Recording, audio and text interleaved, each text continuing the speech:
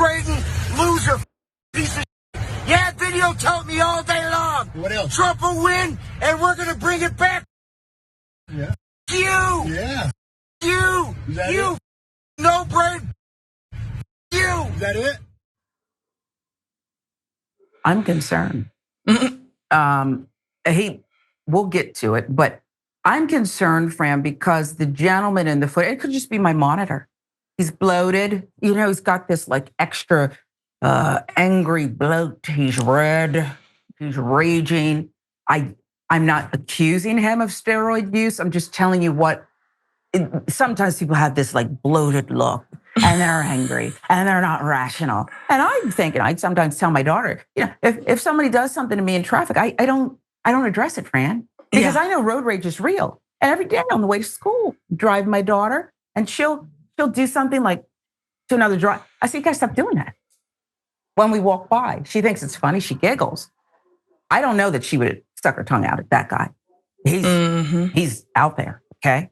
With millions watching and many people benefiting from this program called Indisputable, we just need 1% of the viewers to become a paid member so we can continue to bring this content to you.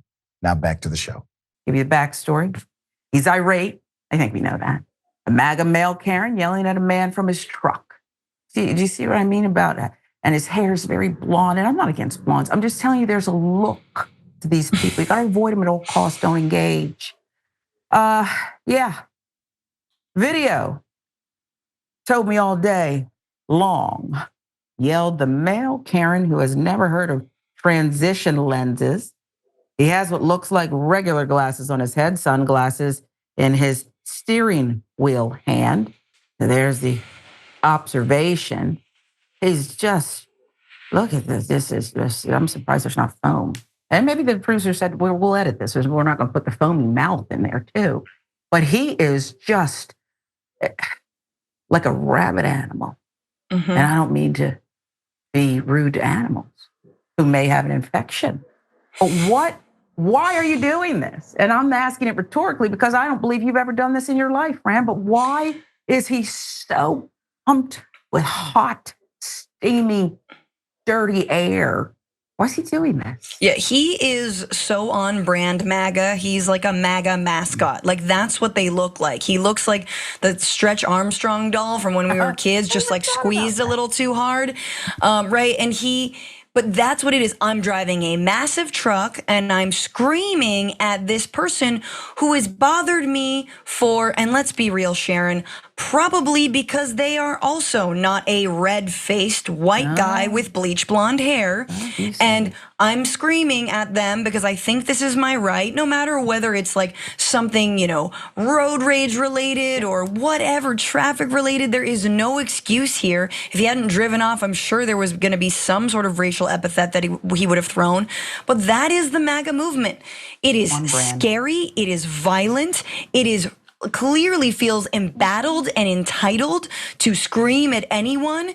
And like, they are bullies. They are bullies. And as Joyanne Reed said recently, they're just mean. This is a movement that is mean. That is not a nice person. There's no way you would get me to join that guy's church. You know what I'm saying? Like, that guy's move. I'm not buying whatever that dude is selling. I do not know. But so, again, like it's just so funny that like JD Vance and Donald Trump and all the Republican advisors cannot see that their emissaries for their political movement are these hothead, meathead, like psychos who are just all around. And I think, Sharon, I'm like, God, if and when we finally slay this dragon, we get rid of this zombie named Trump, like, how do you de-radicalize these people? I mean, they are very scary. And I do think that the answer is, like, actually giving them something positive, you know, whether it's education, whether it is, you know, affordable housing, whether it's, I know that is so disgusting for me to have empathy for people like that, but I'm like,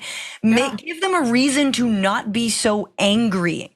So you think if we could just educate them a little bit, that could go a long way. Just get a little bit of critical race theory up in there. Come on now. Let's get you some CRT and maybe details. But just to start, you know, like when you're quitting smoking and people chew that gum. I heard it gives you a kick. I had a co-anchor who chewed it excessively. And I said, why are you always chewing that? You don't even smoke. He said, well, it gives me a kick before the newscast. Okay, I drink coffee. But and I'm not proud of this, but as you mentioned, JD Vance, I couldn't help but thinking of this extraordinarily beautiful inauguration, where there you had Kamala Harris, the first woman to occupy the White House. She's swearing in, and JD Vance, Tim Walz, can you walk that back? So there she is, Harris and Walz, and they're proudly, and they walk down Pennsylvania Avenue, make sure the Secret Service is on point, okay? And then I just picture just wild feral cats. I think they should just release feral cats everywhere for the inauguration and have tuna and I think that would go a long way. Now, I don't know what happens to him after he's got to adopt all these cats, but I don't know why. I just thought of that, Fran. I think having a petting zoo at the inauguration would be lovely. I love cats. I love small donkeys or ponies. That would be dope. I was at Trump's inauguration. Let me say, it was not fun. It was a lot of angry, committed racists. Even when you won, you see that? Angry, even in victory. This is what you're about. You're right. You, Joy Reid, they're just not nice people. And can I make one final point here? And maybe you'll help me out here. We don't label you a male Karen because you had a bad moment. And you got everybody gets angry. I don't know about like that. It's because there's more to it, okay? It's when you choose to activate, or maybe you can't help it. I'll give you the last word. Yeah, just that entitlement. And again, it's like thinking you're better than other people. That's the most un-American thing ever, is thinking that certain people are better than others or more deserving than others, and other people need to shut up.